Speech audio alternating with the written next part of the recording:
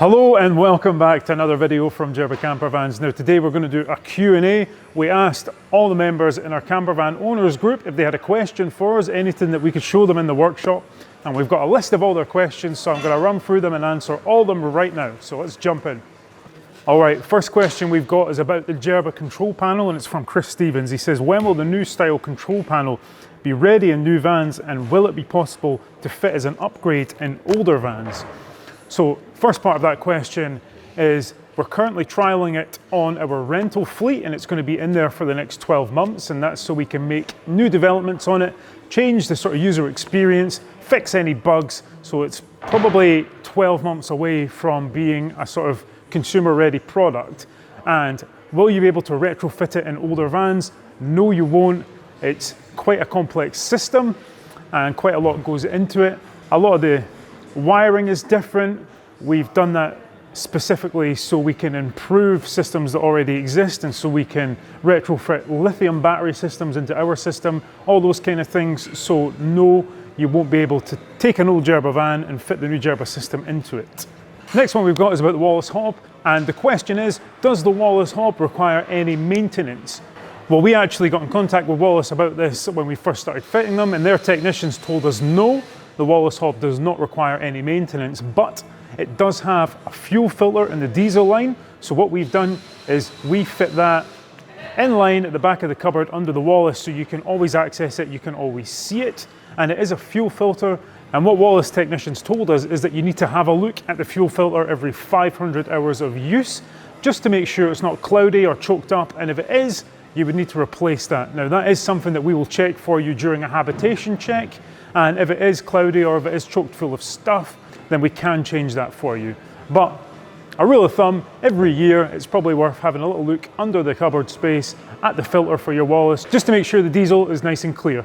Next one is about Ventile, and does the Ventile material does the Ventile cotton canvas that we use on our roofs require reproofing? And we would say yes, but not for the first 2 or 3 years. And we recommend a FabSil tent proofer.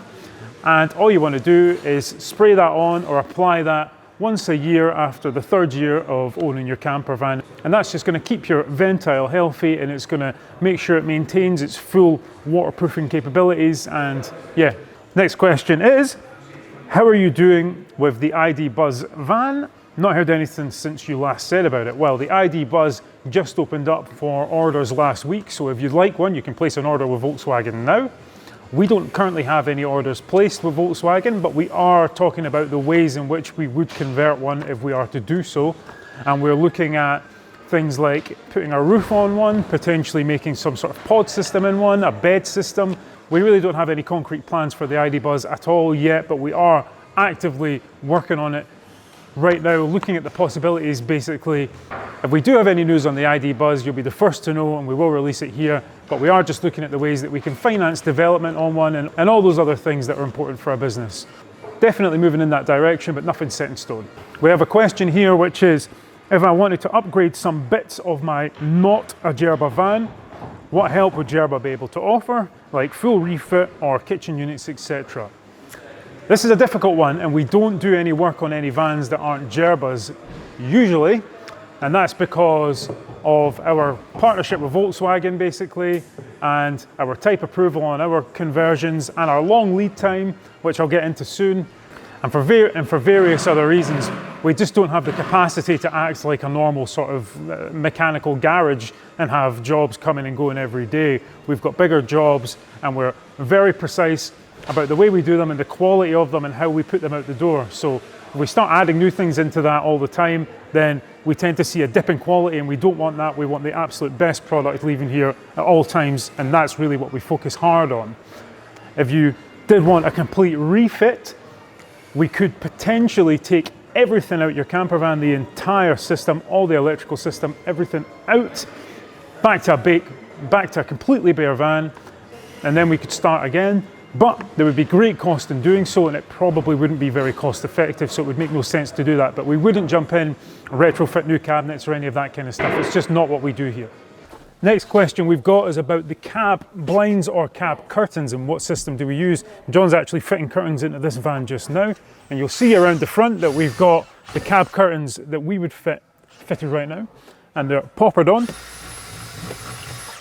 So you can see here, we hang them from the front underneath the sun visors. We then have these poppers that go into each corner, and it forms this big curtain which goes around the interior of the cab, keeps all the light out. And these are really thick double layer blackout curtains, so they're really, really good for keeping the light out. And if you go onto the Terry's website, you can check all the fabrics that are available, and you can have these in any fabric finish that is available there. There's hundreds of them to choose from, so you can make your camper van look really nice and cozy inside. And this is the way we do it. We don't fit blinds because we tend to find that they are quite clunky and they don't work very well. So this is the way that we've gone. So the next question we've got is, can the Dometic side windows in a high top van be left open when you're driving? And we would always say no. And there's a reason why you see so many of these at the side of the road when people in their caravans have been towing them along, and you know, the skylight on the roof has been opened, that sort of thing. Sometimes they can blow off.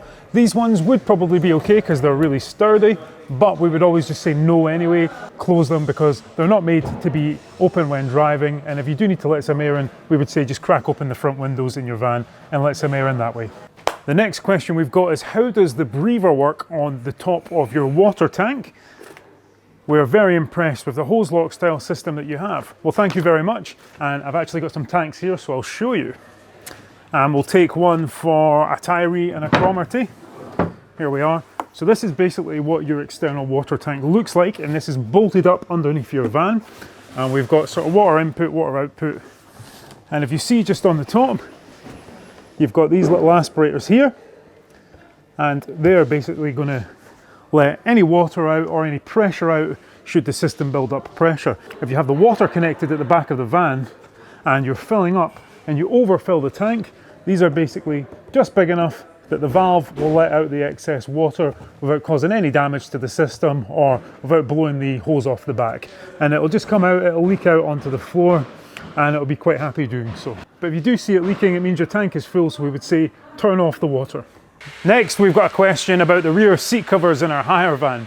And we actually make these seat covers ourselves, and it's because we're doing work in these vans. So we make the material extra thick, and we make them able to withstand, you know, hot solder being dropped on them. It doesn't happen, but we just want to make sure that if anything hot, anything chemical, or anyone, you know, kneels on the ground, comes in and they're really dirty, none of that's going to affect the rib seat, because we're building these vans from new and we want them to be absolutely immaculate by the time the customer comes to pick them up.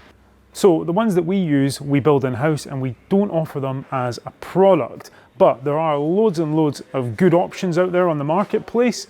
Loads of people are building seat covers for rib seats now, and the ones that we use in the front seats of our vans, I do believe are from Volkswagen themselves. So that might be something that you want to add to your order. So we have another question about the Crafter and basically how it's doing.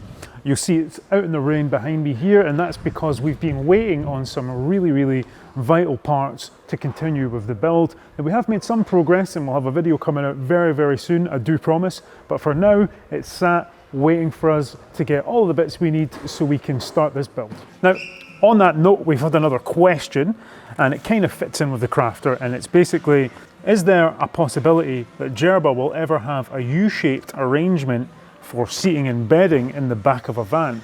And not on a Transporter. We've got our 5 different layouts to choose from on the Transporter, and these 5 different layouts have all been tested. They've done the full testing that we need to get type approval, which then allows our conversions to be recognised as Volkswagen Motorhome qualified. Now, a large part of that type approval is making sure seats are fitted properly, and also that the seat belts are properly fitted and they're safe in the event of a crash. Now, if we are to fit some sort of U-shaped seating arrangement, typically these are just wooden seating arrangements that are screwed into the floor, and we couldn't offer any seat belts on them. So it's not something that we would want to offer to our line of Transporters, but we are doing bespoke one-offs on the Crafter, and it might be something that we would consider doing in a Crafter, just because of the way that you can build into the back of the Crafter, and it's a bit more typical. And if we are doing one-offs, then we can explore options like that. So no for the Transporter, but there is possibility that we could do a U-shaped seating arrangement in a Crafter. So next question, and it's a good one, is Vans like the Cromarty have a big boot for storing things like the awning, barbecues, tools for bikes, etc. Where do owners of the rear kitchen vans store all of this stuff? Well, our rear kitchen vans are called our Tarrans 8 and our Sana.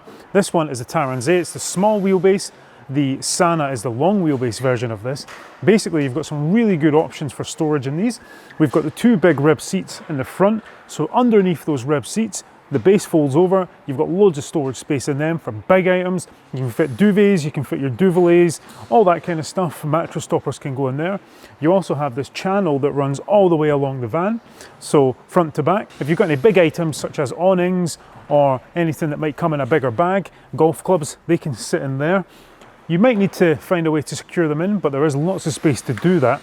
And there's actually a really good video on our channel from Colin Docherty, who has a Sana, and he shows you how he fits just about everything you could ever imagine into his camper van with his family of 4. So definitely check that one out, I'll link it below. But outside of that, you've got room in behind the seats here, and then in the back, we've got big, massive cupboard space. It's the biggest amount of cupboard space that we offer in a van in the Sana and in the Tarrans 8. And you've also got a full height wardrobe, and we can work with you to change how that wardrobe is developed, so we can take out some of the shelves. If you'd like a full height one, we can put shelves in. If you'd like separate storage compartments, there really are options. And the Sana actually won an award for the layout and the amount of storage space that's inside it. So don't be put off with a rear kitchen layout. You can definitely fit loads more stuff in. And when Colin was building his house, he had his Sana, and he was actually doing trips to B&Q, and he would carry full length sheets of 8x4 plywood down the length of his Sana. So it can be a bit of a workhorse as well. So next question we've got, another good one, is do you have any plans for an internal shower, as in the Westphalia Jules Verne or the Westphalia Kelsey? I know they're a bit awkward, but as an emergency option, they'd be good. The short answer to this is no, and that's because we believe that having showers in vans isn't a good move. It's very difficult to make them watertight unless you've got a complete unit like we'll be doing in the Crafter.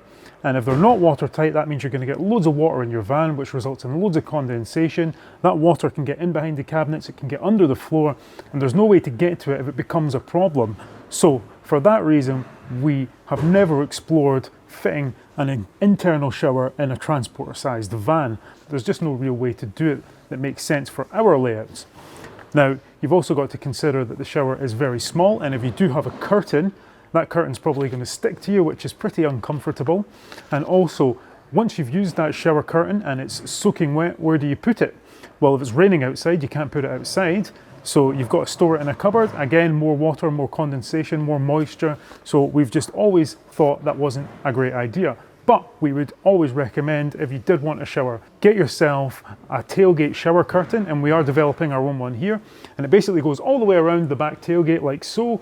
You can stick your shower on the window or up on this part here, so it's falling down on top of you like a normal shower would. You've got way more floor space. If you're just using water, it's running off into the ground, and that's fine. We can fit an external shower on the back panel of a Cromarty, Tyree, Sana, Jura, you name it, on the back here. You've also got a 34-litre water tank in there, so more than enough water to have a shower with that.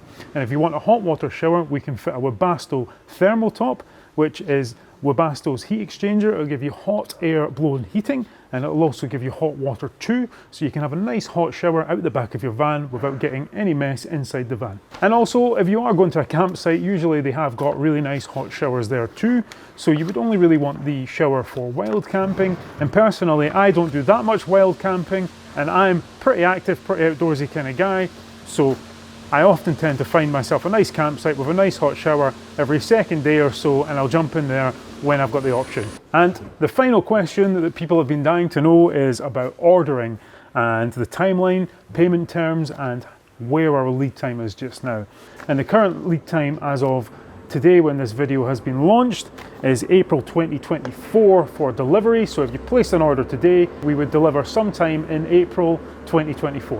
And how it works: you basically place a £1,000 deposit to secure your spot in the line, and you just go right to the end of the line. We don't make any exceptions to this rule. Every new customer comes in and they go to the end of the line, and we just have it on a rolling basis like so. And that £1,000 is a non-refundable deposit to secure your spot in the line. And we then ask for £9,000 when we take delivery of your vehicle. So that's when it's come off the boat into the UK from Germany, and it's down at our workshop. We've inspected it, we've made sure it's the right vehicle and it's got all the right parts put on it as per your order. We would then start building the conversion in our workshop, and we require the remaining balance upon completion of your camper van. So one of the questions we have, is it possible to upgrade to lithium batteries in the future? On vehicles that are already built, unfortunately no, it's not financially viable to do so, the size of the wiring and the setup, etc. But if it's a new build, then we can fit lithium, no problem at all. So the next question we have, can you install a diesel oven on a Sana? Yes, you can. Wallace, the company that we use for the diesel burning hob, they also manufacture a diesel burning oven, so that could be installed in a Sana, yes. Okay, so the next question we have is it worth actually putting solar panels on a vehicle for being off-grid? To answer that question, yes. We would recommend a 200 watt panel, which would give you the most capability off-grid, and that would actually power up the fridge and the lighting, given the conditions would be ideal, you know, if the sun was at its peak. So yes, it is a big advantage. Hopefully you've enjoyed this video. It's been really fun doing this Q&A. If you've got any more questions, please do ask them at any time and we'll collect them up and we'll do another Q&A. It's actually really good to hear what things you guys want to see in the workshop and hear about. So yeah, thanks for taking part. Hopefully you've enjoyed this one, and we'll see you in the next video.